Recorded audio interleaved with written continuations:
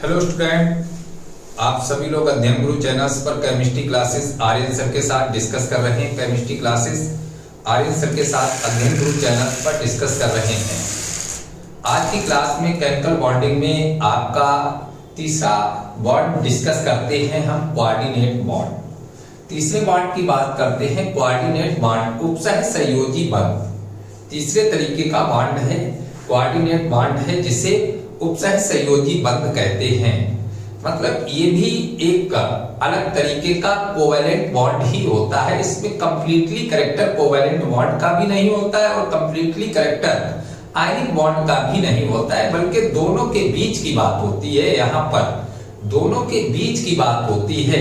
ये बॉन्ड वहां पर बनता है जब कोई एक एटम अपना अष्टक पूरा कर चुका हो। एक एटम ऐसा हो जो अपना अष्टक पूरा कर चुका हो और उसके पास में एक्स्ट्रा इलेक्ट्रॉन पेयर बच जाए, उसके पास में एक्स्ट्रा इलेक्ट्रॉन पेयर बच जाए और कोई दूसरा ऐसा एटम हो जिसे उस पेयर की जरूरत हो, तो उनके बीच में जो शेयरिंग होती है वो कोऑर्डिनेशन शेयरिंग कहलाती है। और वहां पर जो बॉन्ड बनता है उसे कोऑर्डिनेट बॉन्ड कहते हैं।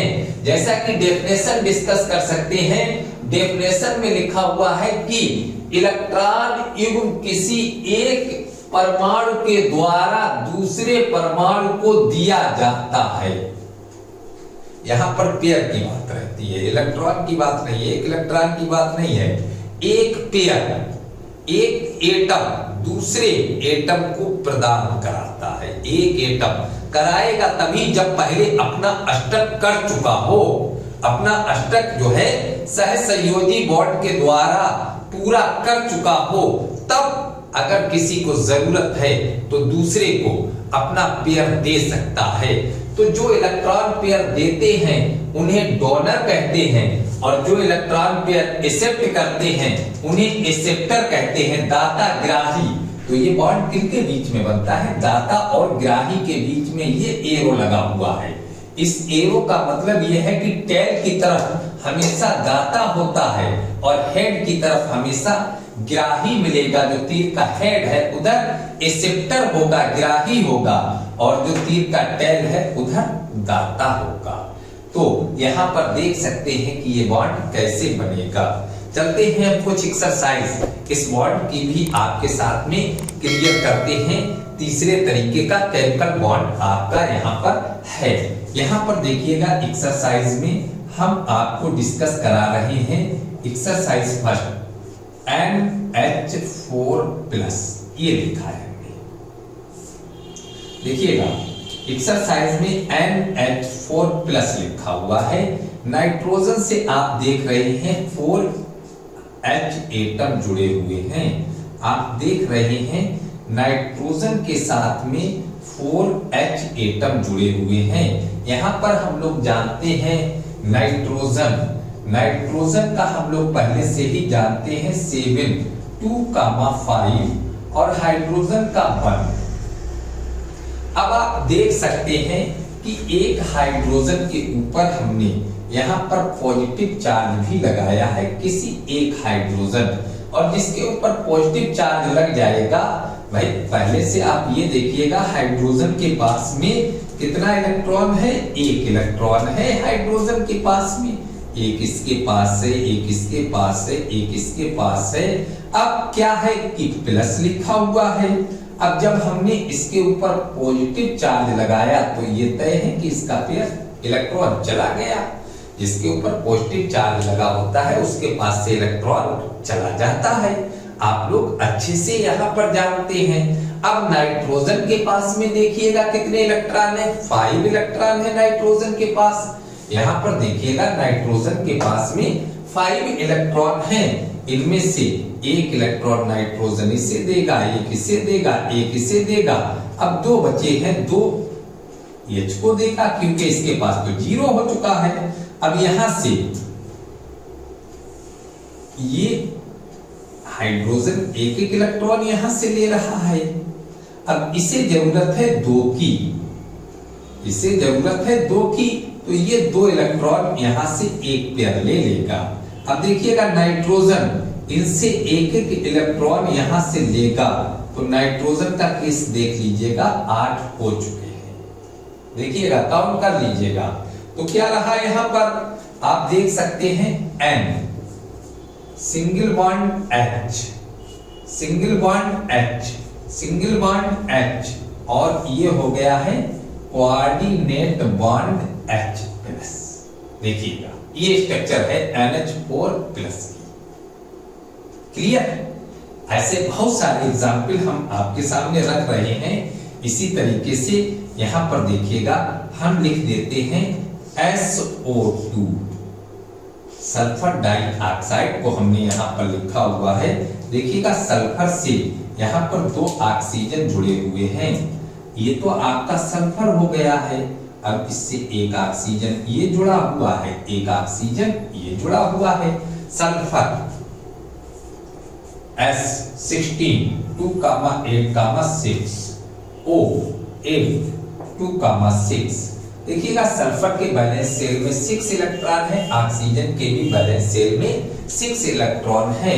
सल्फर के वैलेंस शेल में 6 इलेक्ट्रॉन, ऑक्सीजन के भी वैलेंस शेल में 6 इलेक्ट्रॉन है।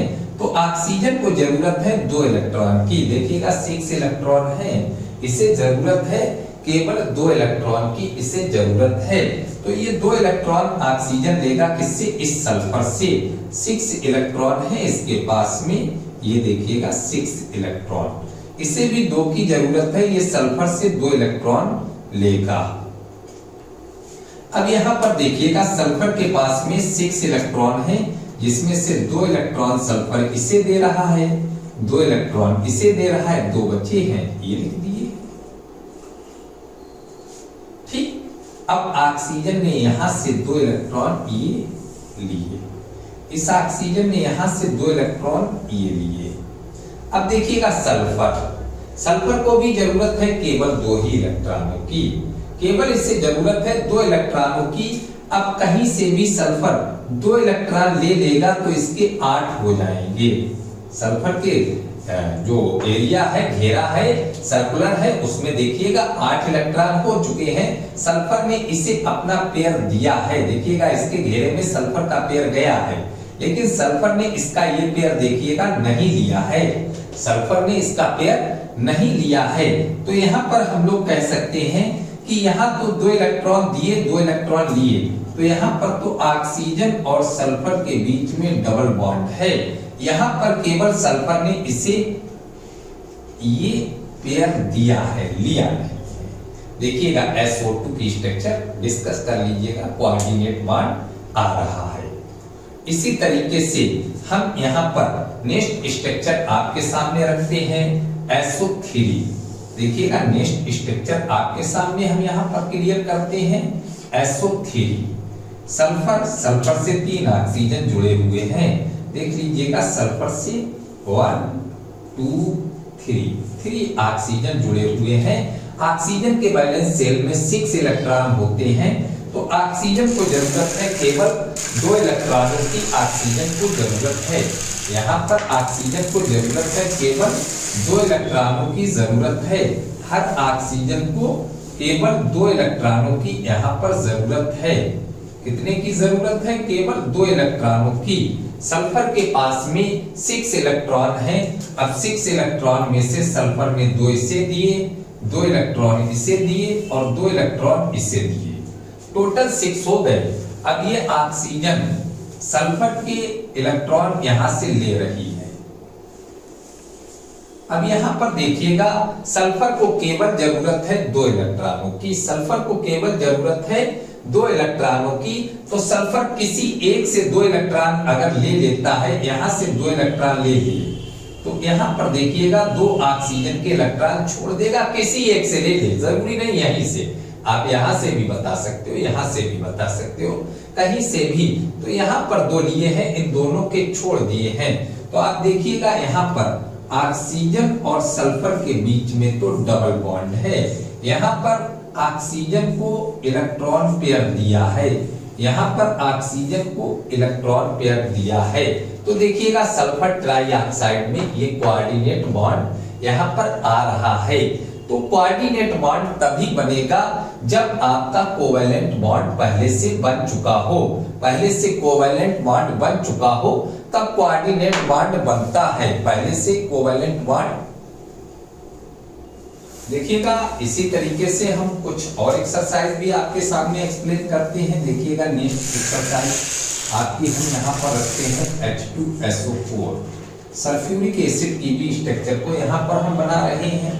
देखिएगा सल्फ्यूरिक एसिड हाइड्रोजन हम लोग जानते हैं 1 होता है, सल्फर 2,8,6 ऑक्सीजन 2,6। इस तरीके से यहाँ पर हमने जब क्लियर किया तो सल्फर से जुड़े हुए हैं 4 ऑक्सीजन, सल्फर से जुड़े हुए हैं 4 ऑक्सीजन और ऑक्सीजन से जुड़े हुए हैं 2 हाइड्रोजन।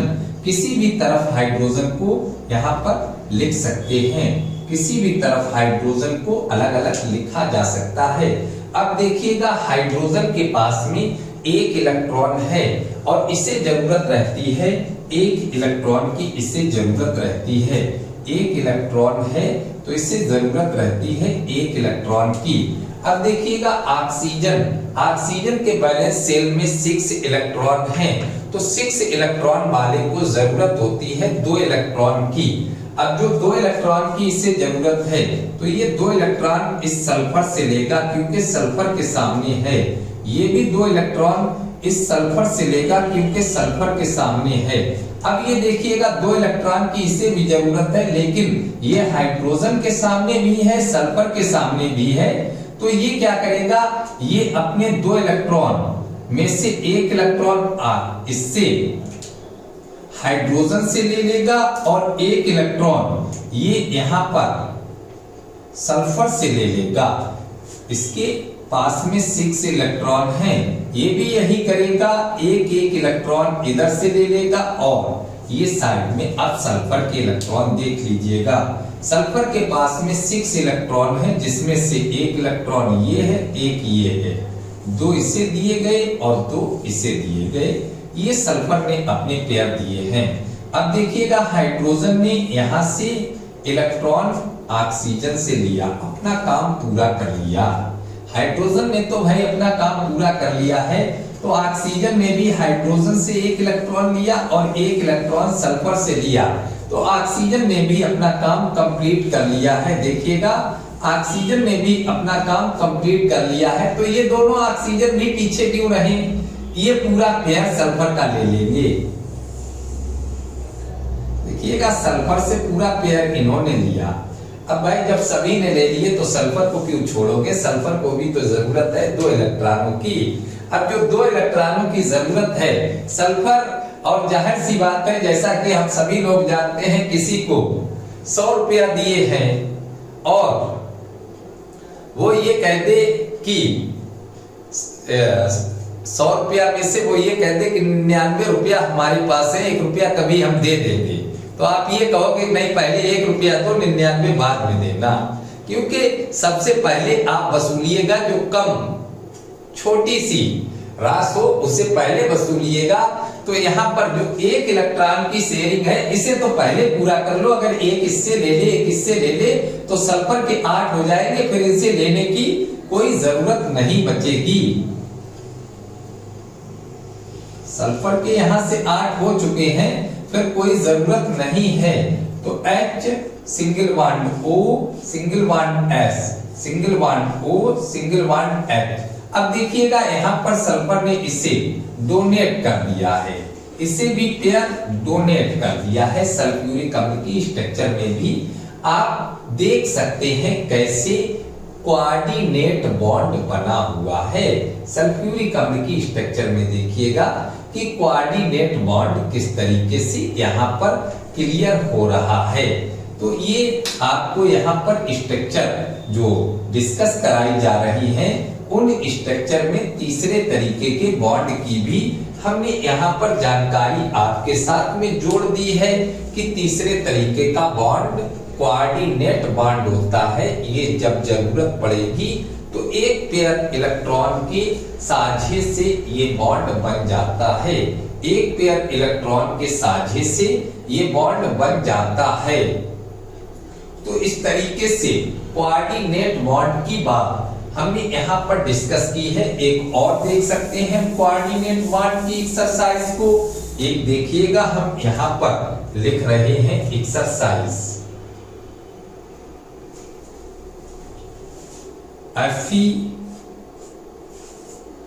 FeCN का होल 6 4 माइनस।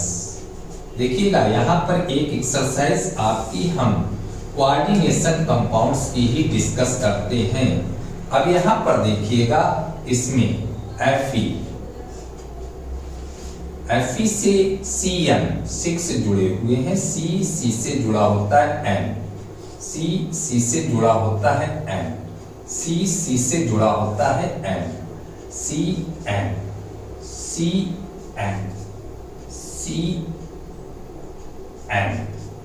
देखिएगा ये जुड़े हुए हैं। आपको यहाँ पर हम बात डिस्कस करा रहे हैं। अब यहाँ पर जैसा कि हम लोग जानते हैं N 2,5 C 2,4 Fe होता है 2,8, 12,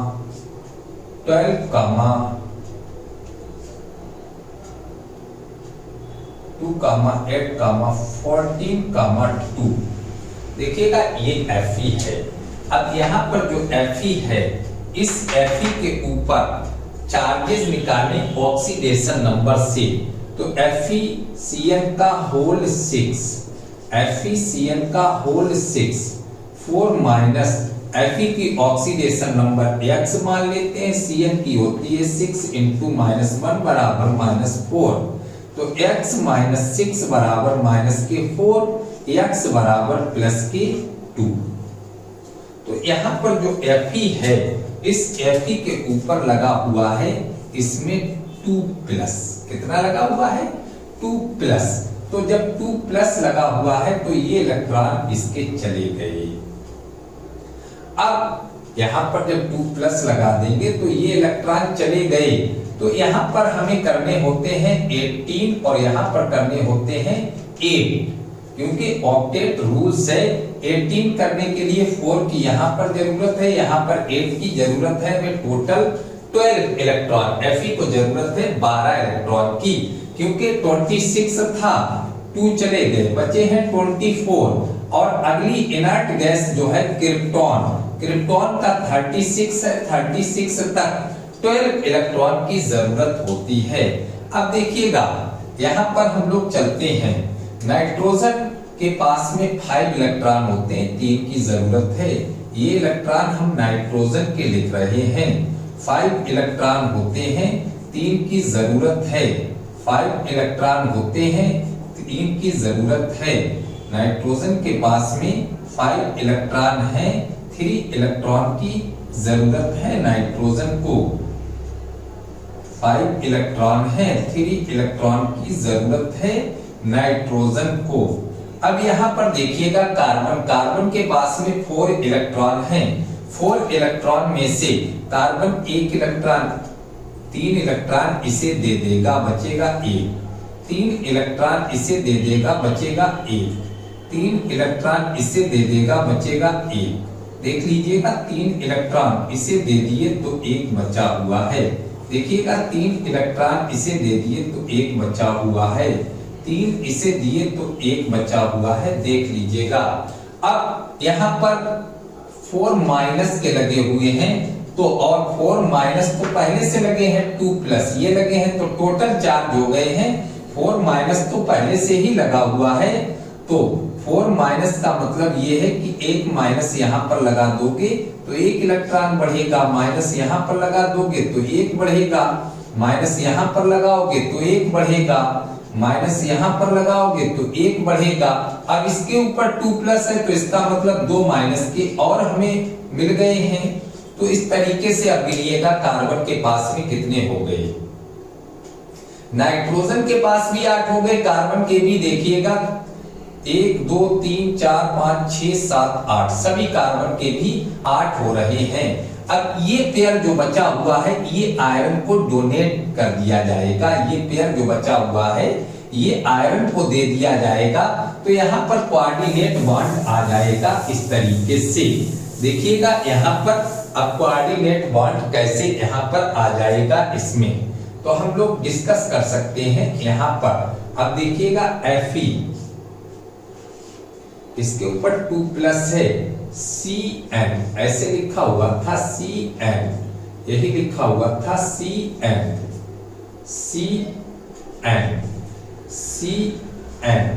यही तो लिखा हुआ है Cn। तो देखिएगा यहाँ पर तो ट्रिपल बॉन्ड आ रहा है, आप आसानी से देख रहे हैं। ट्रिपल बॉन्ड कार्बन नाइट्रोजन के बीच में बन रहा है ट्रिपल बॉन्ड। अब देखिएगा कार्बन इसे पेयर दे रहा है, 6 कार्बन है तो 6 पेयर इसे दे दिए जाएंगे, तो यहाँ से ये बॉन्ड कहलाएगा कोऑर्डिनेट बॉन्ड। ये जो बॉन्ड यहाँ पर बन रहा है ये कहलाएगा कोऑर्डिनेट बॉन्ड। ये क्या कहलाएगा? Coordinate bond 4-। तो इस तरीके से कोऑर्डिनेट बॉन्ड को यहाँ पर डिस्कस कराया जाता है। तो इस तरीके से हम उम्मीद करते हैं कि हमने जो आपके सामने 3 तरीके के कोवैलेंट बॉन्ड डिस्कस किए हैं, तो ये तीनों तरीके के कोवैलेंट बॉन्ड आपको क्लियर हुए हैं। अब इनकी एक्सरसाइज आप कीजिएगा और नेक्स्ट क्लास में हम इनके आगे की कॉन्सेप्ट आपके साथ में डिस्कस करेंगे। All the best, thank you.